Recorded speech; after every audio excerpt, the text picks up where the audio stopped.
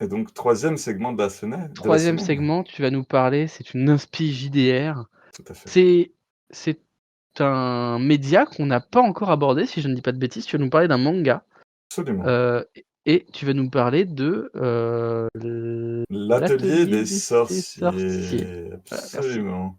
L'Atelier des sorciers qui est un manga, si je dis pas de bêtises, je vais m'aider, avec Google fou. un petit Google fou, mais c'est un manga qui est sorti en 2016 ou 2017, je vais vous dire ça rapidement, qui a maintenant 11 tomes au Japon et qui en a 10 en français, parce que ça se traduit assez vite, hein. Le premier Mmh. tome était le 22 juillet 2016, voilà. C'est un seinen, c'est-à-dire pour les jeunes adultes ou jeunes garçons, enfin c'est pas pour les gamins comme les shonen, OK, voilà. OK, d'accord. Bon, bah, déjà, Donc c'est une bonne information parce qu'en voyant la couve, je n'ai pas lu. Je me suis tout de suite dit: «C'est un shonen, tout ce qu'il y a de plus classique, je quoi». vais vous montrer la couve après, mais non, non, c'est un seinen, donc c'est un peu plus adulte qu'un shonen de base, mais OK. Fullmetal Alchemist, c'est dans le même genre de entre deux. Ah, donc on est à la frontière entre les Voilà, on mondes. est dans un truc OK. où tu peux tout à fait lire à des gamins, mais il y a même comme Fullmetal Alchemist, mais il y a deux trois trucs un peu dérangeants dans Fullmetal Alchemist. Et est-ce que c'est un hasard? Mais ce manga qui s'appelle donc en japonais Togariboshi no Atori est écrit par une autrice qui s'appelle Kamome Shirahama, comme donc Fullmetal Alchemist qui est écrit aussi par une autrice. Oui, tout à fait. Voilà, l'atelier des sorciers. Donc cette autrice a beaucoup d'influences autres que le manga classique. Elle aime beaucoup l'art déco. Et en gros, tous les dessins et la picto des françaises du 19e siècle. Et pour moi qui ai un peu fait d'histoire de l'art, ça se voit. OK. Et donc l'atelier des sorciers, de loin, ça pourrait être Harry Potter version manga, puisque ça Ouais. raconte l'histoire de Coco, donc la petite fille que vous voyez là, qui est passionnée de magie et qui va, en fait, s'intéresser. C'est une moldue, on peut dire, elle n'a aucun pouvoir magique, elle veut devenir magicienne, elle veut devenir magicienne et un jour dans son village, ce sympathique monsieur qui est là avec ses lunettes, bicolores, arrive dans son village, elle le suit et elle regarde un jour, alors qu'elle ne devrait pas, elle le regarde en train de faire de la magie. Et donc elle le suit, elle Bitchan. l'espionne, et alors qu'il veut faire de la magie pour faire le bien, parce que les sorciers dans ce monde-là existent, contrairement à Harry Potter, les moldus, tout le monde sait que les sorciers existent, ils sont reconnus d'intérêt public puisqu'ils aident les gens. OK. Donc il n'y a pas il y a pas de séparation entre les sorciers et les humains. Ils aident OK. les gens et ils sont reconnus d'intérêt général. Et par contre, c'est l'élite que certaines personnes ont dit, certaines personnes avec le sang peuvent devenir mages, etc. C'est un ordre très fermé, mais en tout cas, ils sont considérés comme quelque chose de positif pour la société. Je ne vous spoil pas beaucoup, ce que je vous raconte, c'est dans littéralement les 10 premières pages du premier tome, hein. Donc je ne suis pas en train de vous spoiler un truc de foufou. Mmh. Donc, dans les 10 premières pages du premier tome, Coco va suivre ce sympathique magicien et regarder comment il fait de la magie, parce qu'il doit aider des gens qui ont un carrosse qui est pété, il veut réparer le carrosse. Et elle le voit, en fait, utiliser un stylo et dessiner. Et ça lui semble tellement con depuis qu'elle est toute petite, elle a un livre de magie qui traîne, qu'on lui a donné dans la rue, un mystérieux personnage lui a donné un livre de magie dans la rue, elle le garde. Et en gros, elle se dit, bah, je vais faire pareil, je vais prendre un stylo et je vais dessiner. Et elle dessine un des trucs qui est dans son livre, et tout d'un coup, un effet magique arrive, et c'est le bordel, parce que c'est un effet magique interdit, ce qui cause des dégâts importants dans sa maison. Et le sorcier qui est ici voit qu'elle a fait ce qu'on appelle la magie internie, et se rend compte qu'elle a compris qu'en fait, la magie, ça n'avait rien d'élitiste, il suffit juste de connaître et de reproduire correctement les dessins. Et donc, OK. c'est pour ça que les magiciens se cachent, parce qu'ils veulent pas que les gens du commun puissent savoir Mmh. que bah, c'est en fait tout con de faire de la magie. Il faut juste connaître les bons dessins et de faire les bons dessins. Et donc, il l'embarque, et bah, puisque c'est quand même un gentil monsieur, il décide de lui enseigner la magie et de pas la laisser de côté. Donc, il l'emmène dans son atelier à lui, qui est une sorte de petite école de magie où il y a trois autres jeunes filles qui font de la magie là-dedans, alors qu'il y a une grande école de magie plus importante, etc., une sorte de Poudlard-like, mais Mmh. et donc il décide de lui apprendre de la magie. Et là, il lui fait découvrir le monde, donc ce monde de la magie, et c'est très clairement super passionnant et vachement bien pensé. c'est un des grosses forces de ce manga, c'est que son univers est super bien, vachement cohérent, beaucoup plus que celui d'Harry Potter, et hyper inspirant Gratuite. pour le JDR, vraiment. Déjà la première. Super. Tu vas attirer toutes les Potterheads Ouais, non sur notre mais chaîne pour qu'ils nous cassent la gueule. là, Super, merci j'aime bien Marc. Harry Potter, j'adore Harry Potter, j'ai lu tous les bouquins, j'ai vu les films, j'aime beaucoup Harry Potter, mais et on peut quand même dire des choses sur Harry Potter. Le monde d'Harry Potter n'est pas toujours très cohérent. Hein. Il continue. Voilà. Et on va dire que la magie, bon, bah, ils prennent une baguette, ils font dégléglum, ils disent des mots, et il se passe des trucs. Et c'est un peu flou quand même de comment ça fonctionne la magie dans ce monde. Oui. Voilà. Eh bien, il y a toute une réflexion sur la magie dans l'atelier des sorciers qui est super bien, puisqu'il Ouais. y a tout un. Elle, comme dans tous les mangas, elle a créé son univers, sa magie, elle a créé ses runes, quelle rune fait quel effet, et quand tu Ok. dessines telle manière, bah voilà ce que ça fait comme effet, etc. Il y a tout un truc, je vous développerai pas, vous verrez ça dans les bouquins, qui est super intéressant. En gros, tu peux improviser et ta magie. Et donc, tous les magies, en fait, très clairement, les magiciens, en fait, c'est une métaphore d'être dessinateur de manga. En fait, l'école des ateliers des sorciers, en fait, bah, c'est un atelier de mangaka.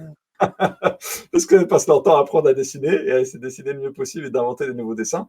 Et hmm. techniquement, la magie, c'est une métaphore de ce qu'elle fait, puisqu'en gros, t'enchantes le monde par des dessins de manga et tu fais vivre des univers dans l'esprit des gens grâce aux dessins que tu fais. Donc, il y a toute une métaphore du dessin, du travail de mangaka qui est là, au-delà du fait que le monde est super inventif. Et donc, c'est quoi les objets magiques des magos? C'est ils ont de l'encre magique, un stylo, et ils ont un carnet, comme on voit le brave maître de magie qui est là. Ils ouvrent le carnet, ils dessinent les sorts, et hop, ils lancent des sorts. Et donc, quand ils préparent leurs sorts, qu'est-ce qu'ils font? Ils font les dessins, il y a juste un petit trait qui n'est pas fermé, Hmm. et quand ils lancent le sort, ils finissent le trait, hop, le sort se lance. Hmm. Et il y a plein de trucs super bien pensés. Pourquoi les magiciens portent des grands vêtements amples? Parce que ça leur permet de dessiner discrètement sans que les moldus les voient en train de dessiner. Et Ok. il y a plein de trucs super bons. En particulier, par exemple, tous les magiciens peuvent voler. Pourquoi? Parce qu'en gros, ils dessinent sur leur chaussure gauche une demi-rune de vol, l'autre demi-rune Ok. sur la chaussure droite, et quand les deux chaussures se réunissent, bah, ça crée la rune et donc ils s'envolent. Ok.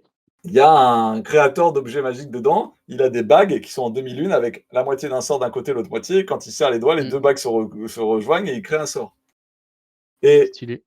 donc déjà, toute la création de la magie est super inspirante, super intéressante. Même pas, moi, me donnerait envie de rejouer Ars Magica, parce que sur ce côté d'inspiration Oui. de magicien où tu mélanges les trucs et tu trouves des solutions, etc. Mais le truc le plus inspirant pour le jeu de rôle, si je vous reparle de la magie interdite, pourquoi les magiciens, enfin c'est comme ça qu'ils justifient le pourquoi ils cachent au moldu que en fait la magie, tout le monde peut la faire en connaissant les bons dessins. C'est parce qu'il y a des siècles de ça, la magie était très commune, les gens pouvaient le faire. Pareil, je ne spoil pas grand-chose, c'est dans le premier bouquin, c'est dans les 20 premières pages du premier tome.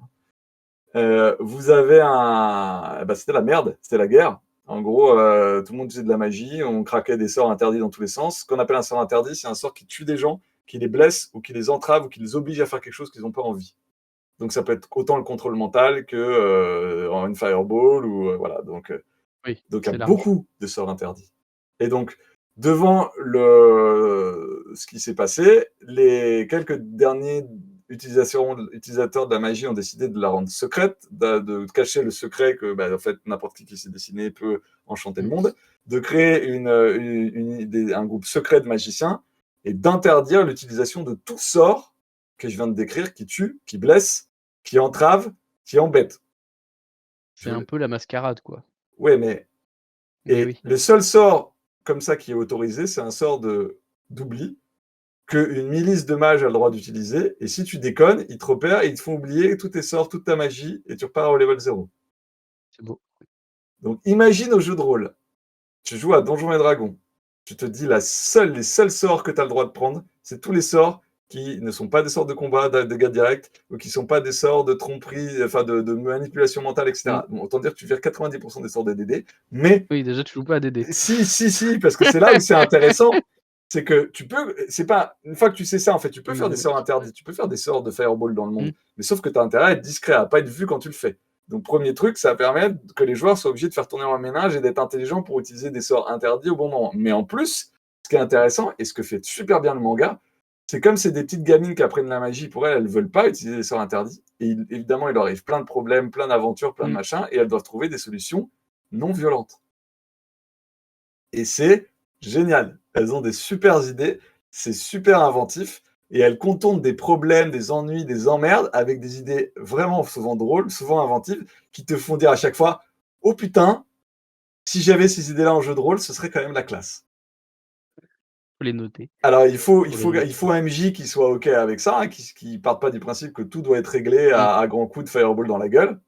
Mais là, je vais faire un Oui. mini spoiler, ça se passe dans le Moi, je tome jouais à des 2 que j'ai lu, donc Oh mon mini Dieu! spoiler, si vous voulez pas écouter, vous bouchez les oreilles. Dans le tome 2, à un moment, elle rencontre un dragon, un gros dragon, Mon qui est Dieu! méchant, enfin méchant, qui veut les bouffer, tout simplement. Il voit des trucs qui bougent, il veut les cramer, les bouffer.